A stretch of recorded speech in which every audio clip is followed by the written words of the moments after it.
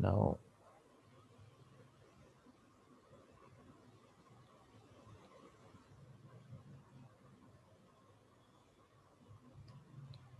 we were working on Metasploitable, and we are going to continue with that. Sure, sir. Okay. Were you able to get it running on your system? No, not yet, sir. Tomorrow is the weekend. Tomorrow I will go to shop and make it, upgrade my system, sir. So, Okay. uh, weekdays I will have 12 hours of work, sir, in office. That's why. Yeah, yeah, I understand. That's fine. And I'm just saying that, if you are unable to set up the system, then it will just delay your practice. That's Yes, yes, sir. my concern here.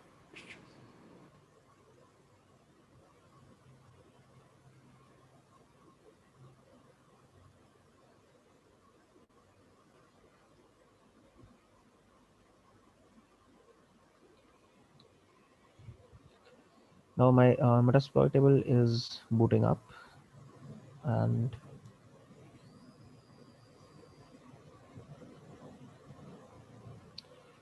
so yesterday what we did was we found a vulnerability in the FTP service that was running, and then we exploited that vulnerability to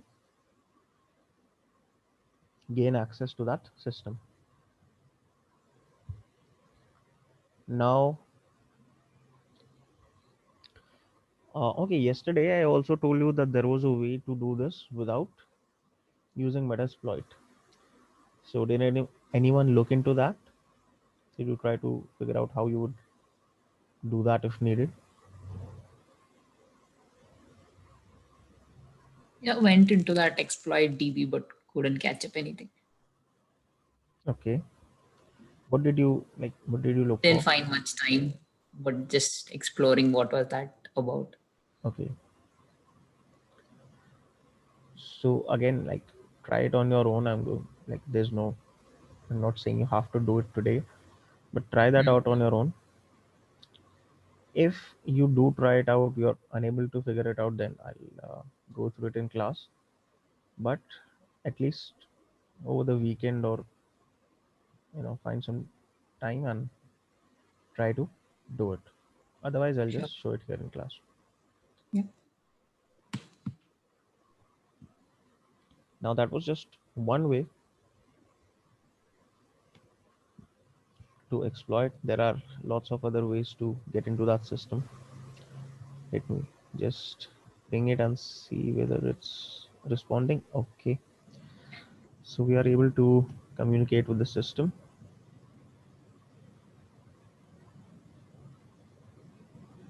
Let's do another vulnerability scan over that system, or let's say also run a scan just for a version detection, for service version detection, that is.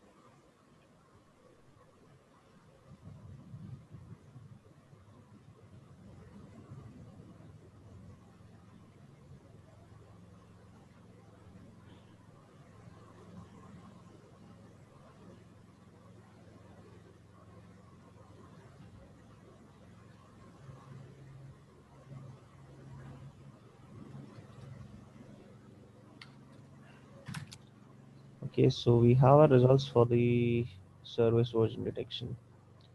Now port 22 has SSH running. Let's see what we can do with this information. Okay, meanwhile our vulnerability scan is also running. We let that run. In another tab, I'll just open Metasploit, see what I can do for SSH.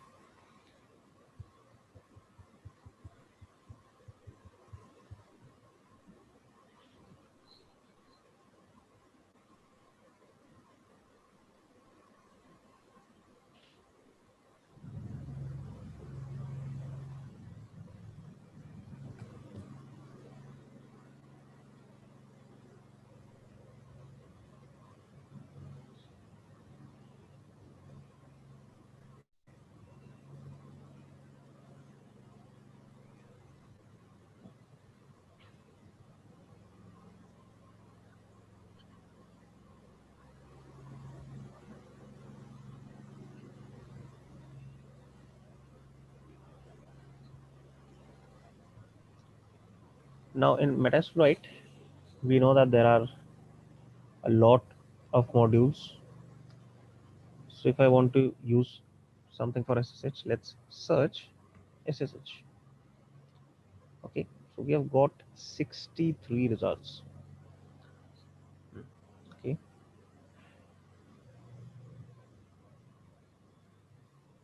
now a lot of these correspond to particular versions of SSH vulnerabilities, but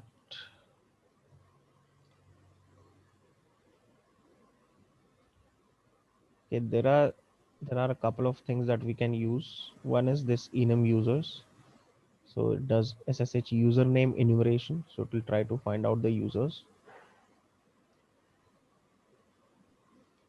on your target system. And this is result number 17. So I can simply say use 17. Then I'll show options. So take a look at what options I need to set. Now there are quite a few different options. So port is 22. I don't need to change that. Our hosts, I need to set the IP of my target, which is 10.0.2.252. For the moment, okay, that is enough. Let's see what we get.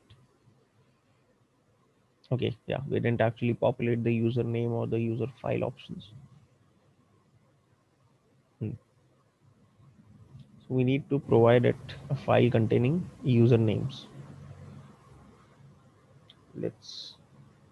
What we can do is I can quickly make a small file. Okay,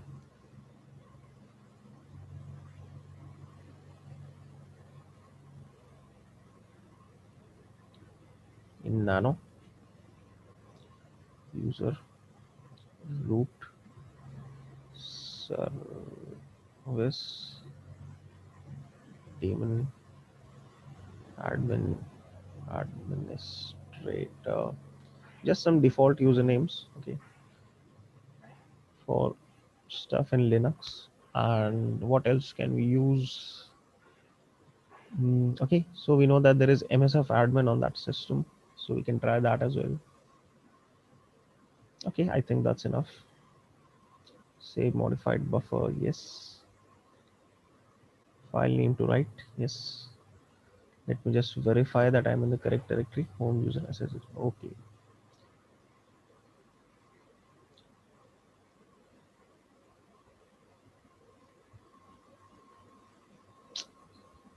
Set. I'll have to set a value. Set user file user text. Now run.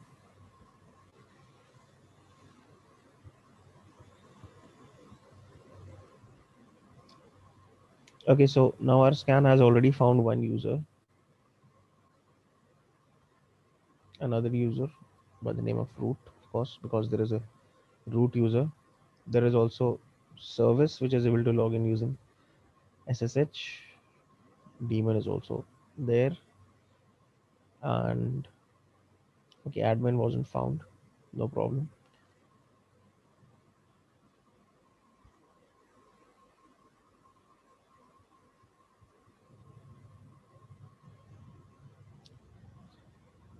And MSF admin was found. Okay, so we know that these are the users that are present: user, root, service, daemon, and MSF admin. User, root, service, daemon. So I can simply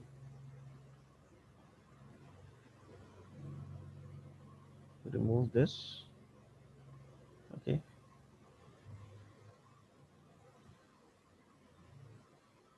I can close. Yes.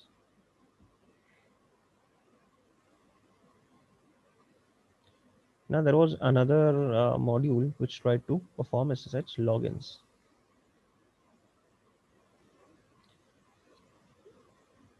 This module, okay, SSH login. So it tries to log in. Now, of course, you can do this manually as well, but if we have Metasploit, let's see how we do things using Metasploit here. So, okay, let me just check. Use 19.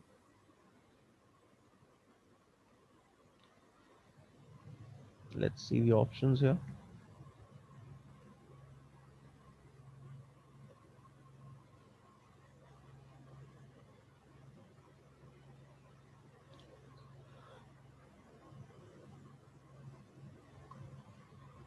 Now there are a lot of different options here, and in case you find yourself in a situation where you don't understand what an option is doing, you don't have to worry because you have the description right next to the option itself.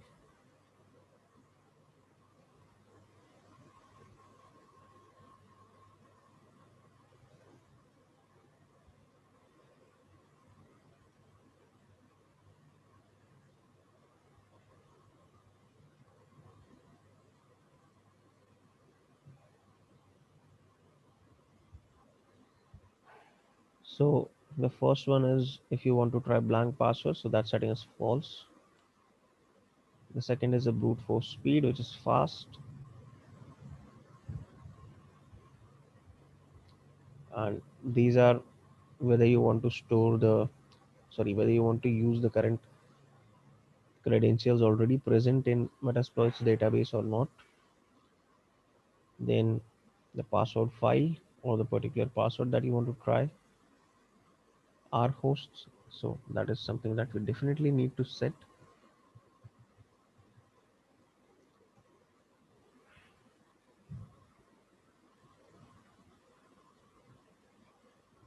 Our port is 22, that's okay.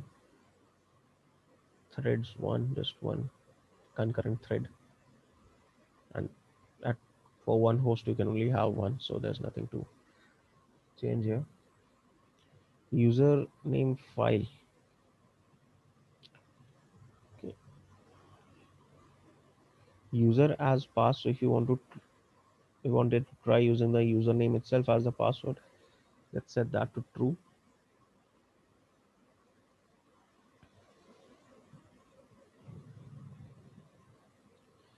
User file, again we are going to provide the same file that we used, and the name of the file was ssh underscore user dot txt. Anything else? Let's check our options again. Now keep in mind, for the required options, that means that option must have a value set. If the required column has yes in it, if it's no, that means then you can run without that option having a value as well. If I run this, let's see what I get.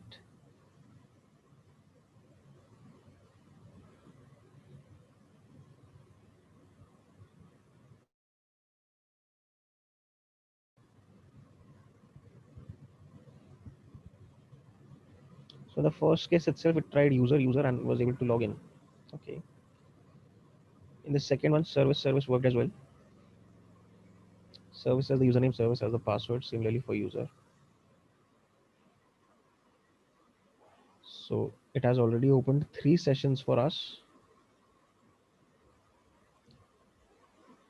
because it was able to log in. Now if I set user as pass to false and then I run this module, will it find anything? Invalid credit details can't be blank. Okay, so we haven't it's saying that you haven't provided me a password, a list of passwords. So you can use a dictionary here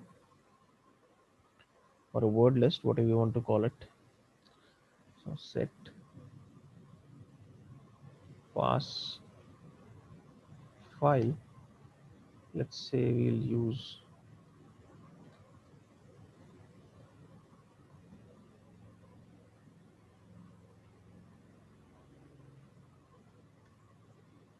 now if I run this,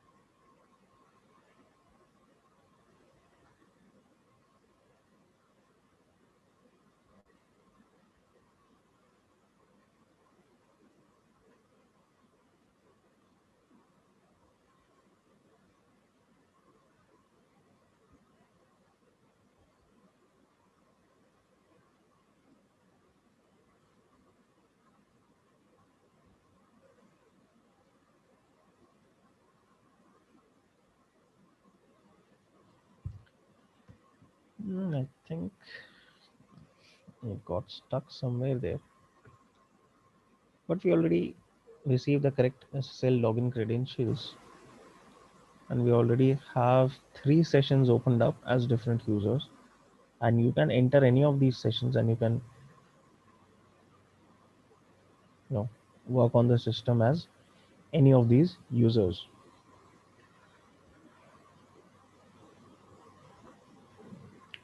So far we've seen FTP and SSH. Let's see others as well.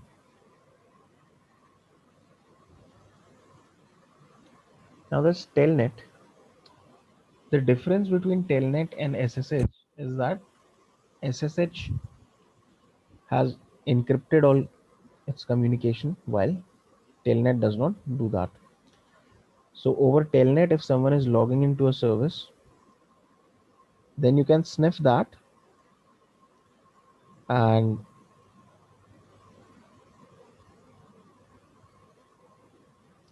what you do is you'll be able to get their credentials. If you use something like Wireshark and you insert yourself into the middle of the communication, you can sniff their credentials over telnet, not over SSH, but with telnet it is possible. Now there is SMTP as well here. So SMTP is used in mail servers. SMTP is an email protocol. It stands for Simple Mail Transfer Protocol, SMTP.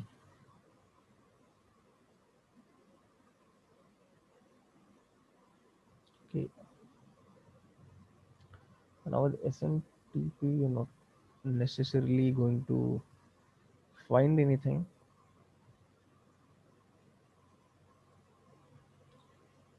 although there might be a way to perform some kind of user enumeration.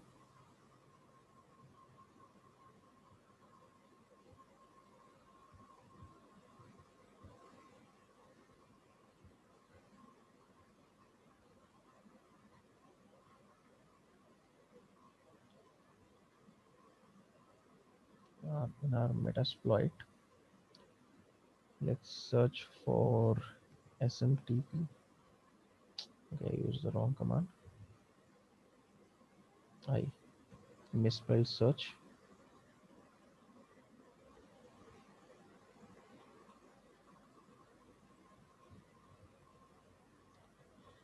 Now what we want to do is we can try user enumeration using SMTP.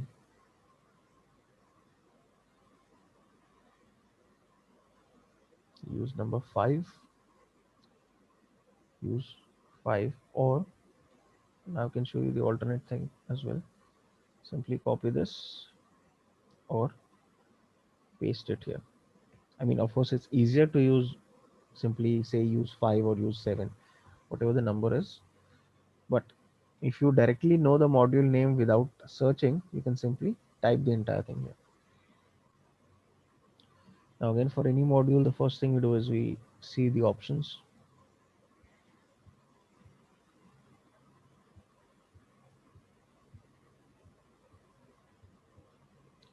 Our hosts, again, we need to set everything else it has already set for us.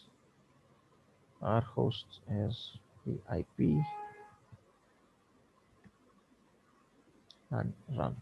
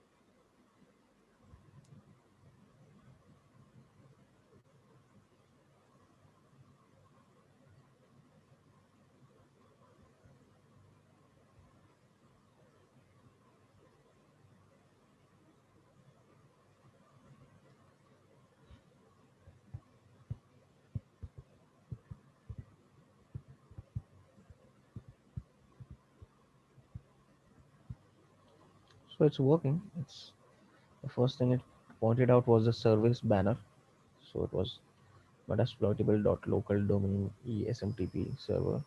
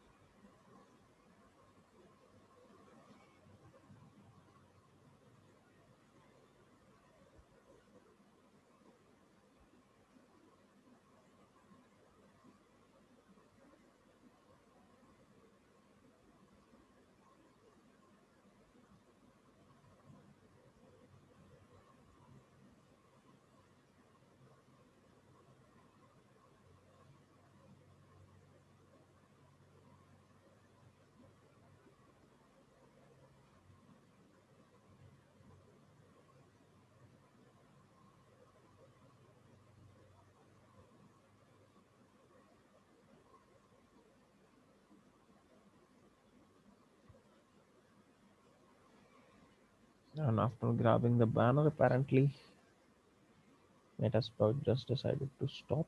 Apparently, let's try again.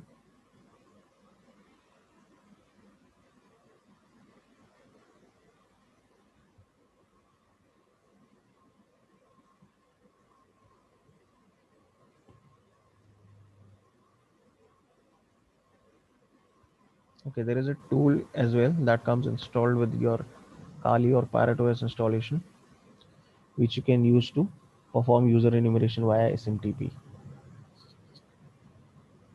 So, in case there's any confusion on how to use it, they also provide examples. A lot of tools do that, so it's really a good thing. So, to run this tool, just type the name, user enum. Mode is verify, so you're verifying whether the user is present or not. So that's the, again, specific to the SMTP protocol. By default, it's in verify VRFY. Don't have to do anything there. The username list that we provide. Okay, so we can try to just use our SSH user list.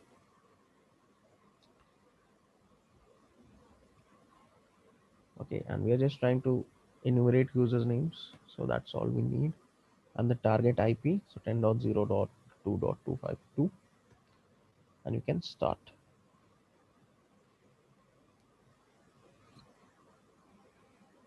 Zero results. So it wasn't able to find anything for us using this list.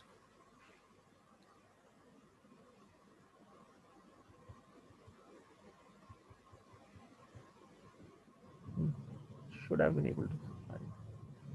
Okay, let me try explicitly specifying the method.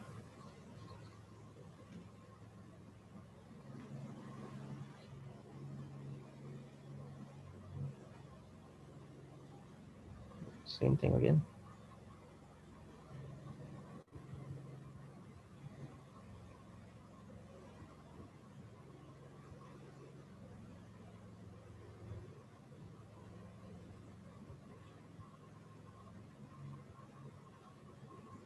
Let me check whether the options are correct. Yes, the username 5, username count is 5.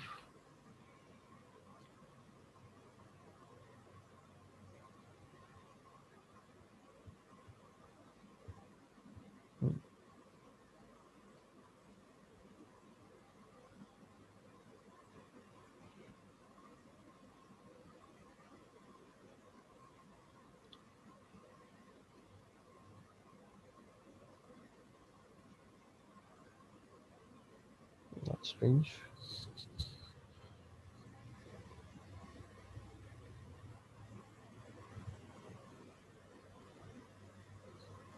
This might have something to do with the SMTP service.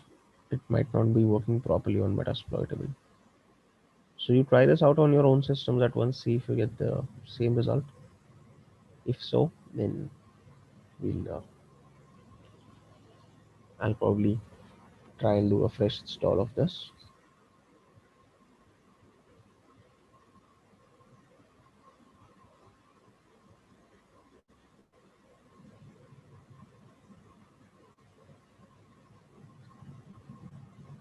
Okay, sir. Now, okay, so in the next session, I'll continue talking about these vulnerabilities that we have found out in our scans and stuff.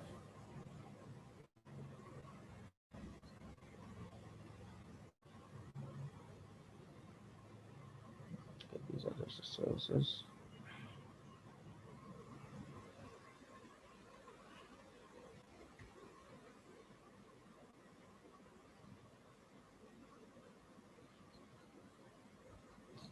Okay, so we'll continue doing this. We'll continue trying to exploit this system in the next session tomorrow. So are there any questions?